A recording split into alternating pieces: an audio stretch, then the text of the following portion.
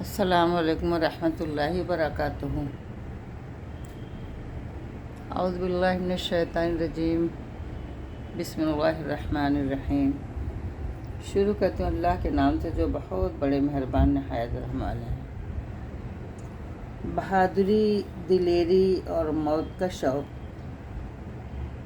جس کا لازمی نتیجہ بہادری ہے کہ جب آدمی مرنے ہی کے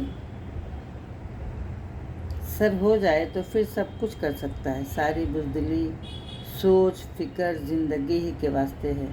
جب مرنے کا اشتیاق پیدا ہو جائے تو نہ مال کی محبت رہے نہ دشمن کا خوف۔ کاش مجھے بھی ان سچوں کے طفیل یہ دولت نصیب ہو جاتی۔ نمبر 1، ابن حجش رضی اللہ اور ابن سعد رضی اللہ کی دعا۔ حضرت عبداللہ بن حجش رضی اللہ نے غزوہ احد میں حضرت سعد بن ابی وقاص رضی اللہ سے کہا کہ اے سعد، آؤ مل کر دعا کریں۔ ہر شخص اپنی ضرورت کے موافق دعا کرے، دوسرا آمین کہے کہ یہ قبول ہونے کے زیادہ قریب ہے۔ دونوں حضرات نے ایک کونے میں جا کر دعا فرمائی۔ اول حضرت سعد رضی اللہ نے دعا کی، یا اللہ، جب کل کو لڑائی ہو تو میرے مقابلہ میں ایک بڑے بہادر کو مقرر فرما جو سخت حملہ والا ہو۔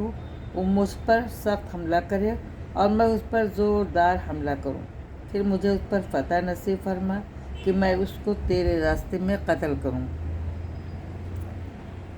اور اس کی غنیمت حاصل کروں۔ حضرت عبداللہ رضی اللہ نے آمین کہی۔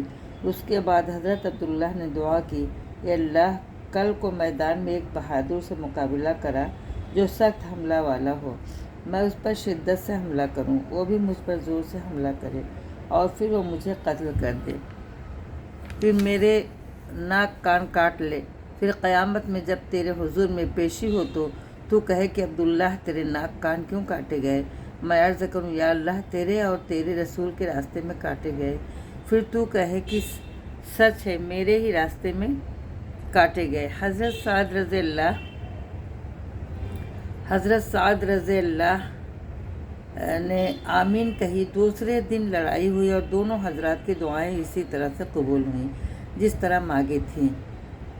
سعد رضی اللہ کہتے ہیں کہ عبداللہ بن حجش رضی اللہ کی دعا میری دعا سے بہتر تھی۔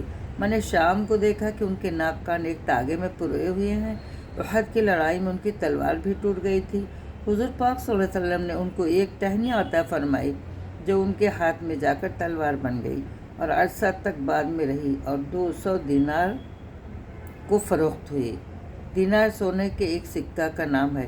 اس قصہ میں جہاں ایک جانب کمال بہادری ہے کہ بہادر دشمن سے مقابلہ کی تمنا ہے، وہاں دوسری جانب کمال عشق بھی کی محبوب کے راستے میں بدن کے ٹکڑے ٹکڑے ہونے کی تمنا کرے، اور آخر میں جب وہ پوچھیں کہ یہ سب کیوں ہوا تو میں عرض کروں کہ تمہارے لیے رہے گا کوئی تو تیغ ستم کے یادگاروں میں، رہے گا کوئی تو تیغ ستم کے یادگاروں میں، میرے لاشوں کے ٹکڑوں دفن کرنا 100 مزاروں میں۔